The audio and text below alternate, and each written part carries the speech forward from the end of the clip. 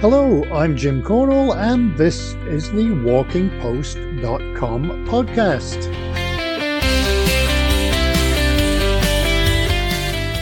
WalkingPost.com is the news website dedicated to walking, with all the latest on festivals, trails, books, gear, destinations, and more. The podcast this week is airing on Friday, March the 28th, and that is Spring Forward weekend in the UK, and that means 1 hour less sleep. Unfortunately, I wasn't able to walk this weekend except around the supermarket due to the weather, but I did get some more reading done, this time in the name of research for the documentary series of videos that my son and I are planning for the Fife Coastal Path. I've been reading about Fife history, and it's a really special place. I did drive up there this week to do some interviews, and the scenery is breathtaking. I was filming in Newborough and Pittenweem.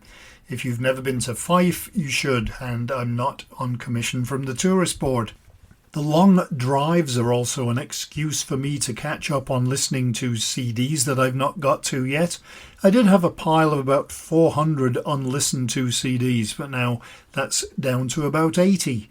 A big thank you to those who have already subscribed to the podcast and those who haven't but have listened anyway.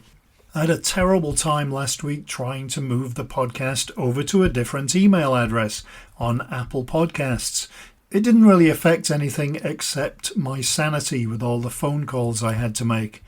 I guess I should just be grateful that Apple has phone support, because so many places these days don't even have that. Hopefully you tuned in to the podcast last week when we talked about... Actually, what did we talk about? Oh yes, the Pennine Way 60th anniversary and the Cyprus Strollers Walking Group. This week I'm not jealous of the walking because we have two places that I've been to. One a lot more than the other. More on that in a moment. Please do get in touch if you have guest or subject suggestions, or if you have news for us. You can reach out via walkingpost.com, or you can just email me, jim@walkingpost.com. There are no hyphens in Walking Post.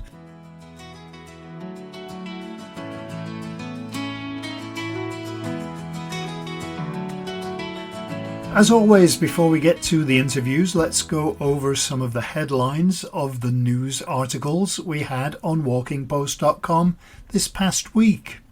There is a new coastal trail being developed in Cape Breton, which is the northernmost part of Nova Scotia in Canada, and hopefully we will have an interview on that in the coming weeks. It's a place that I know very well, having lived there and written books about it. Hereford is offering free Nordic walking courses. Derbyshire's White Peak Loop has been officially launched, and the popular Puck's Glen hiking spot here in Scotland is going to be closed for the rest of the year due to storm damage. That's another great place. It's on the Cowell Peninsula, and it feels just like stepping back in time, with the gorges and the trees and dripping water, ferns, waterfalls. Definitely a magical place. Another one for the bucket list for you. We had an article about the top 5 forest escapes in Asia for nature lovers. The UK Outdoor Industry Award winners were announced, and the winners included RAB, Adidas and OS Maps. And Birkenstock has opened a new London store. Bristol Walk Fest announced its grand finale event. More on that in the interviews. Hong Kong is promoting hiking to grow visitor numbers, and you can read all of these and more at walkingpost.com.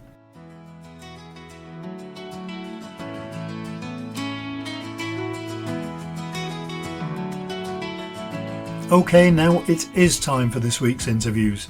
When you think of walking festivals, you tend to think rural, but many cities have lots of walking opportunities, whether it's parks, art trails, riversides, old railway lines, and one city that has a lot to offer for walking is Bristol. And while lots of walking festivals are a weekend or just a few days, Bristol goes all in with an entire month of events. To tell us more from the Bristol Walk Fest team is Jennifer Graham. All right, to get things started, I wonder if maybe you could fill us in on Bristol Walk Fest. Yeah, absolutely. So Bristol Walk Fest is a month-long celebration of walking. Obviously, it takes place in Bristol. It's been going on since 2013. So it's a very long-standing event in the community now. Initially, it was launched by Bristol City Council's Walking for Health team. And back then in 2013, it was just a 1 week long event with about 40 walks. But over the course of the last 12 years, the event has developed, and now we run a month-long walking festival that takes place throughout May. And this year we have around about 150 unique walks. So if you factor that up and include all the walks that take place on multiple days or every day of the month, we've got hundreds of walks taking place throughout May. How did it evolve from a week to 4 weeks or a month, I guess? So May is actually National Walking Month, which some of your listeners might know. And we kind of piggybacked onto that and worked with Living Streets to kind of develop this into a month-long event to coincide with their National Walking Month and really kind of get people walking and get them active and give them as much opportunity as possible throughout that month to take part in various walks that are happening. And we've seen over the last few years that there's definitely the appetite for it, which is really nice. So there are walks on every single day in May. They get lots of people coming along. Last year we had over 3,300 people take part in the month, which is brilliant. So yeah, as long as we get the participants, we put on this festival and just give people those opportunities to get walking in their city. And how far and wide do the walks go? Are they all within Bristol or are some of them outside of Bristol? Mostly they are within Bristol. We do have walks that do venture a bit further afield and they take in the beautiful countryside that we've got around Bristol, venturing into North Somerset in some cases. But the majority do take place within Bristol and are really easily accessible, whether that be right in the city centre or just a short bus ride outside of town. Is it mostly locals that participate or do you get people from further afield? It is mostly locals, but we do gather feedback at the end and we ask for people's postcodes so that we can kind of plot where people have come from and what the popularity of the event is a bit further afield. We do get people from outside of Bristol, but generally the majority of people that take part are locals. And it might be that they love walking already or they just want to explore their city a bit more and find out a bit about the history. Or wow, we have such a wide range of walks. There's so much for people who live in Bristol to discover brand new for the first time. What's so good about Bristol as a place for walking? I think for me, it's the variety that we've got in Bristol. It's obviously a city, it's lively, it's busy. We've got the nice city centre walking routes. It's pretty flat in the city centre. So there's a lovely route around the harbour side that's about 5 kilometres. That's really scenic. You've obviously got the water there. You can look up to the coloured houses. But I also think it's very easy to get out of Bristol. And within a couple of kilometres, you can be outside in deep countryside. So there's that variety, which is really nice. We've got woodland, we've got fields, we've got hills. I just think, yeah, it has a bit of everything. And I guess it also helps that you've got a city with a relatively large population for people to get involved as well, which probably helps you fill in a month of walks. Exactly. We have so many different providers that join us to put on their walks during the Walk Fest. This year we actually have 74 different walking providers and there's a huge variety of them. They are local businesses, local charities, organisations. Some are really large, some are really small, just run by one person. So we've got variety in the providers, but also variety within the participants. Bristol is quite a young city. It's got 2 universities, but our walks are for everybody. So it's a really nice event to draw in everybody from all aspects of the community. Could you tell me a little bit about the actual walks? I mean, the range of distances maybe, and whether they're for everybody or children, dogs? Yeah, so we set our walks out in different categories. So it's quite easy for people to find a walk that suits them. So this year we have 5 categories. We've got nature and wildlife, art, history and architecture, health and wellbeing, walking sports, and walking for pleasure. So we've got a lot of different variety there. We also categorise the walks by the grade, so how difficult they are. They go from fairly easy to moderate to challenging. So again, it's very easy for people to find a walk that suits them.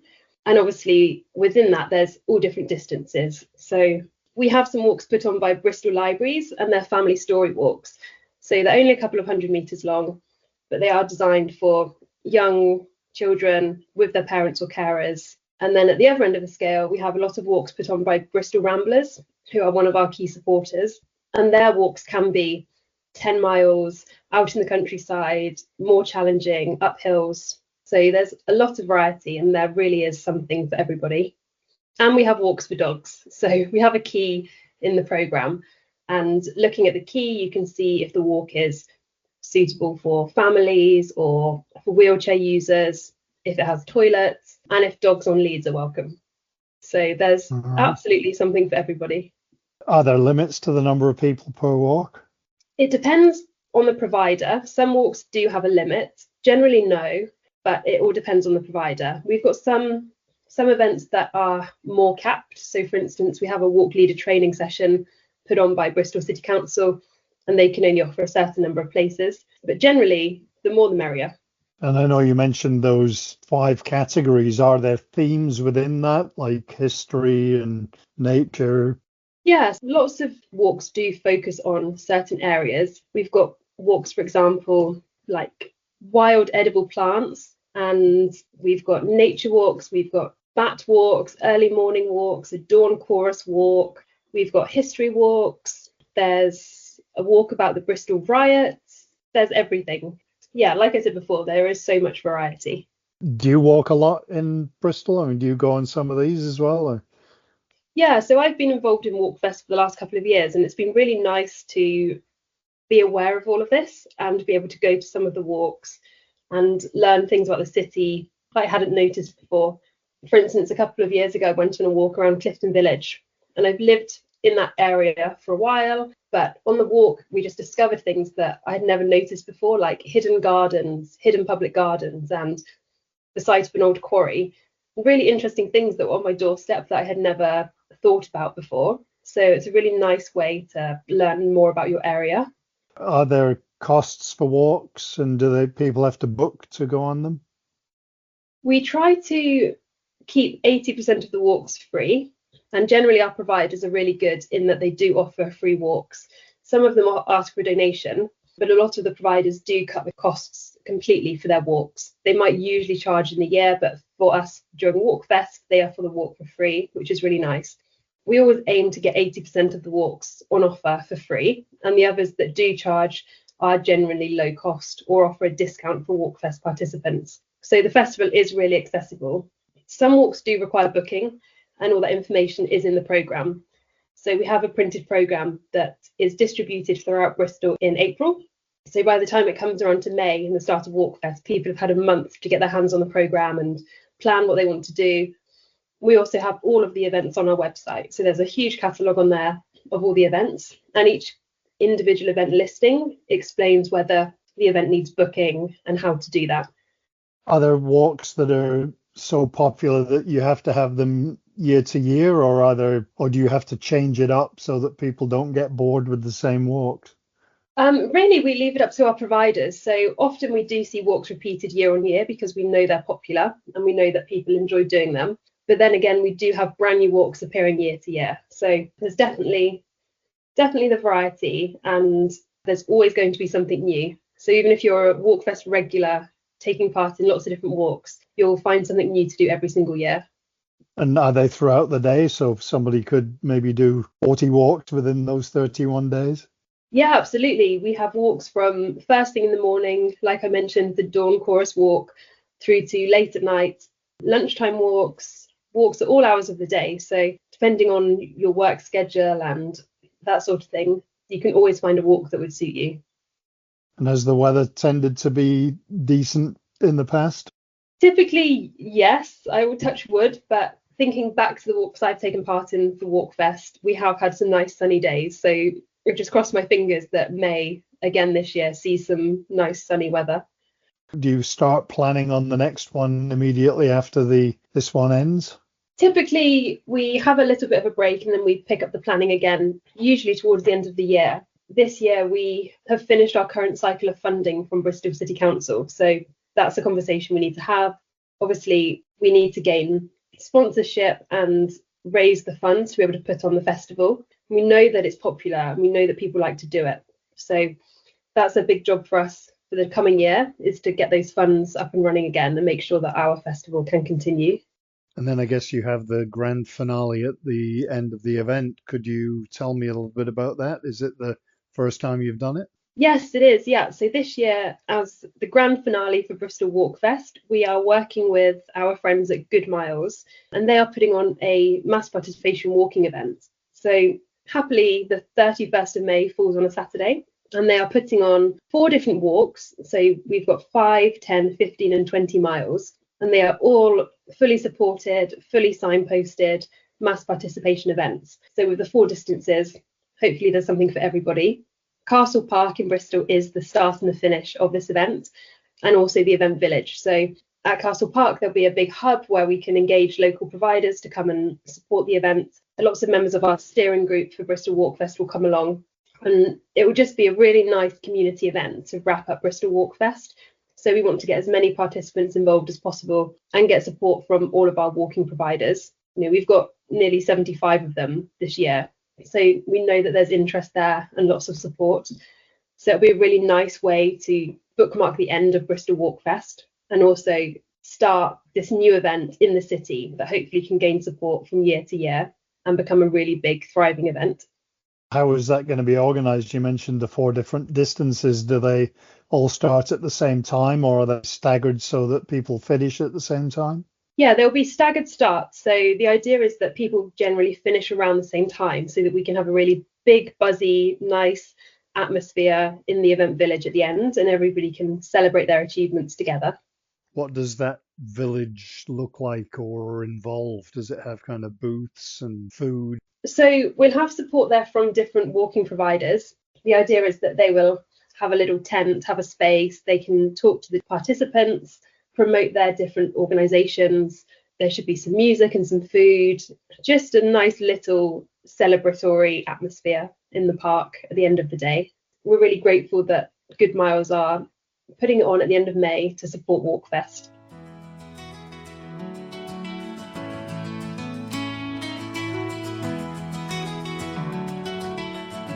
It's a great idea having all of those walks so that you can do as few or as many as you like. And I always find it's great, especially in a city, to feel like you're part of a community, and walkers are definitely a good community to be a part of. From the southwest, we're going to the southwest, only the southwest of Scotland, to a small and very picturesque market town, and that is Newton Stewart. It's just across the hills from where I live at the south of the Galloway Forest, whereas I'm just on the northern part. There's a single track road between the two, which either has no one on it, or it has tons of cars and none of the drivers know how to use passing places. The very first time I ever drove down that road, there was a woman driving a Range Rover who had just passed a passing place but refused to reverse.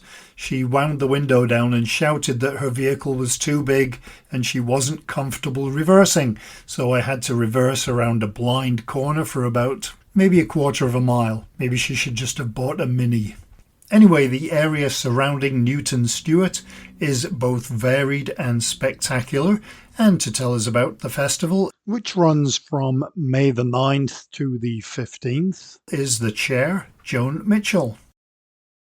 Maybe you could explain a bit about Newton Stewart, where it is and what a wonderful place it is. Okay, fine. Well, Newton Stewart is quite a small market town in Galloway, that's in southwest Scotland, and on the River Cree, nice location. And we market ourselves as the gateway to the Galloway Hills. But, I mean, as far as the festival is concerned, Newton Stewart is the hub, if you like. It's the centre. But we actually, our walks cover, well, can be a sort of 30-mile radius from Newton Stewart. So we cover a big area. It's a very pleasant area. It's a lovely area with a great mixture and diversity of landscapes and nature. So we have everything from the kind of remoter parts of the Galloway Hills, which are really quite wild and reasonably difficult to access, actually, in many cases. We don't have an awful lot of well-trodden paths, so the guided walks are really important. We have a very varied and lovely coastline, from cliffs to sandy beaches to shingle shores, and a lot of forest, a lot of woodland, and quite open and pleasant farmland. So it's a very diverse area. And some other nice communities around there as well, places like Wigtown and Kirkcudbright and a lot of... Yes, and the way we organise our festival is almost every walk is linear. There are one or two which are circular walks, but we lay on the transport, so it's all done by bus from using Newton Stewart as the base. So it allows people to do things that would be more difficult to do with their own transport. We very often end at some of these smaller towns and villages and have a cup of tea there and so on. So we try to include as many communities as we can. I think one of my favourite walks, it's not exactly Newton Stewart, but one of my favourite walks anywhere is the walk from Kitford down to Rockcliffe, yes, which is kind of close to where you are. Yes, yeah. We haven't anything this year that goes quite that far. We've gone that far. Close to where you're talking about is Bulcary. I don't know whether you've ever been there, but it's beautiful, very spectacular cliff top walk. And that's getting that far east. How long's the festival been going? When did it start? Well, it started in 2003, and with the exception of a couple of years at the time of lockdown and COVID when we didn't run, we've run every year since then. So with many of the same people, I may say, the whole thing is local people, volunteer run. We don't have any paid staff of any kind. So it's all volunteers. And some of us have been going since 2003. Yes. Has it changed much over the years? Yeah, inevitably. I mean, it started as just a weekend, long weekend. And by the time we got to, I think about 2008 possibly, was when we moved to the full 7 days. And 30 guided walks at that time, plus evening events.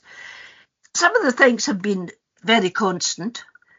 Our strenuous big walks are all led by Galloway Mountain Rescue Team, and they have been involved from the very start. And a lot of our moderate walks are led by the Wigtonshire Ramblers, who have also been involved, not quite as long, but for a long time as well. Plus, other local people who are keen walkers lead some of the walks. So the personnel actually hasn't changed all that much. We've got older, and some of us have got less fit, and the people who come, we've had people who have come for maybe not quite all that time now, but have come for many years. But again, time takes its toll of that as well, so we're always looking for new people. Where do people come from for the walks? Is it mostly within Dumfries and Galloway, or do you get them further afield than that? No, that has altered a lot. It tends to be nowadays about 50-50, Dumfries and Galloway and outside. So the percentage of outside people has increased over time. And we get folk from all over the UK. Quite a lot from north of England, because these are the folk that traditionally tend to come to this area on holiday. But we get them from all over the UK, and we get a few people from abroad. We've got a Finnish lady who I think this will be her 3rd year. She's come for the whole week. We don't get a lot of overseas people, but I think we've got somebody from New Zealand and somebody from the United States this year. So yeah. Nice mixture. Do you have to change the walks around every year to keep it different, or are they similar? We try to refresh things as much as we can. I mean, sometimes it may just be a case of doing the same route but doing in the opposite direction. And we try to give a bit of a different theme to each festival and to vary it, to vary it a bit. And we always manage to come up with some completely new routes. To be honest, I think one of the things that the walk leaders and the volunteers really enjoy is trying to find new routes. And we always seem to manage to come up with something that's completely different, yeah. And the weather's always completely different as well. Yes. The last few years we've been very lucky with weather, but you can't guarantee anything. However, at least that time in May is before the midges, and it's before the bracken's too much of a problem. Do you have any themes for the walks this year? I mean, this area, as you may well know, is part of a UNESCO biosphere, and we work very closely nowadays with the biosphere here. We use some of the biosphere guides, and we have a very close contact with the biosphere. So we're actually making a bit of a theme, the wild biosphere. So we're trying to highlight why this is regarded as such a good area for natural heritage and landscape and wildlife. So there's that kind of theme this year. We're featuring some of our oak woodlands with the bluebell displays, which are lovely at this time of year, coastal birds and butterflies and plants. Red kites, we have a red kite extravaganza walks. So, and we're featuring what are the kind of core areas of the biosphere, which are, the Merrick and the Galloway Hills and the Silver Flow, which is a very important bog area, raised bog. So that's our theme for this year. Is it suitable for everybody, the walks? Do you allow dogs and children? We don't allow dogs. That's something we took a decision on very early on, that we wouldn't have dogs. For various reasons, but mainly really we have a very good relationship with farmers and land managers. And I think the fact that we never have dogs, it really helps that. We try to give a range of walks that'll suit as many people as possible. I mean, our shortest walk is probably 4 miles. So, I mean, we have things that are really quite easy walk. Town walk around Newton Stewart itself, another walk down at Garliston, which is very nice and straightforward, in the policies of Galloway House. And then we range right up to things where you really need to be a very fit hill walker to tackle. But we try to cater for as wide a range as we can, yes. And are there costs for any of the walks? Yes, we have to charge.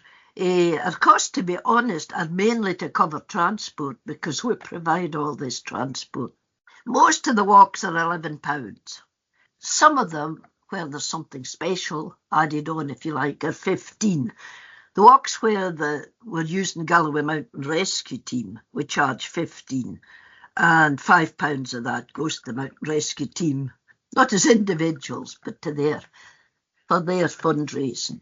And we have 1 or 2 walks that have got something additional added. For instance, we've got a wild swimming. And, that's a joint thing with somebody that is making their business at it. And a red kite one is also 15. But most of them come in at £11. And for the vast bulk, you're more or less getting a day's walking for that.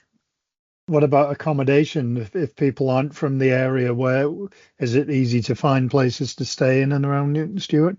Well, what I would advise people to do, actually, Jim, is to go on to the website Scotland Starts Here, which is a South of Scotland Destination Alliance website, which features us and gives accommodation options.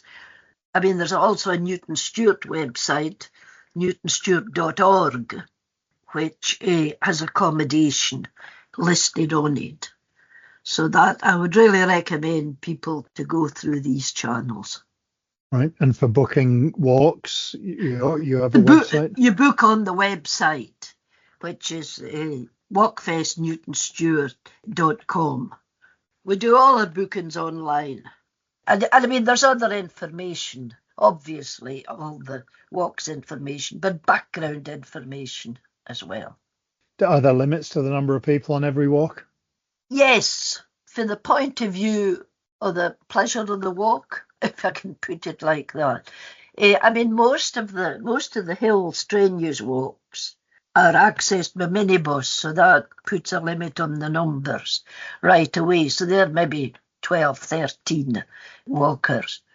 Well, the more moderate walks where we're using coaches, we can take up to 22. We could take more, but we don't go beyond that because we want to make it pleasant.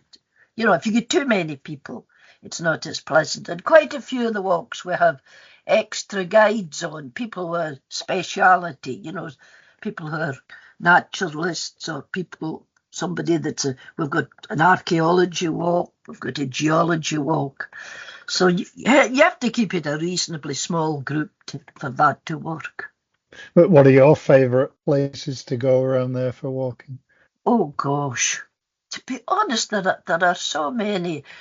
I mentioned Bulkary. I think for a coastal walk, Bulkary Cliffs is absolutely beautiful, spectacular birds and spectacular geology. And I mean, I'm very fond of home, can I tell you?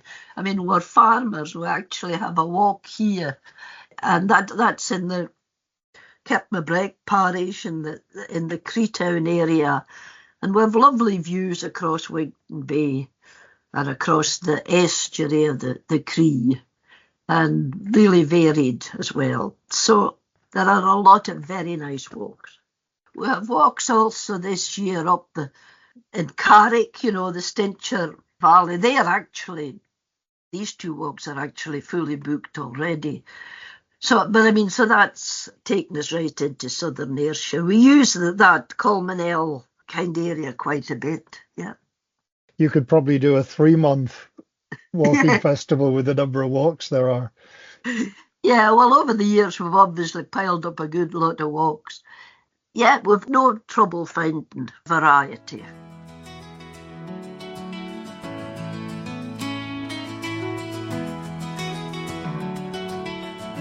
The scenery in this part of Scotland is definitely varied. We have hills, rivers, waterfalls, beaches, lighthouses, nice villages, wildlife, and if you visit for the day, quite often 4 seasons of weather.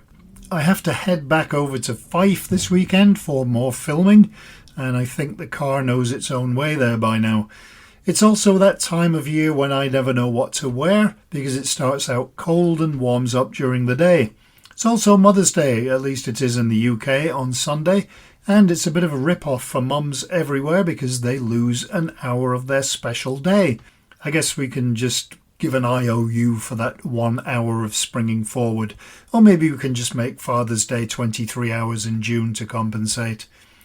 I guess it also means Easter is just around the corner, as is April the 1st, although I've never really been a big fan of April Fool's Day. So we will be back with more next week. I hope you enjoyed the walkingpost.com podcast, and I hope you have a great week with at least one nice walk. And until next time, happy trails! Walking Post from walkingpost.com is an Air Coastal Media Limited production.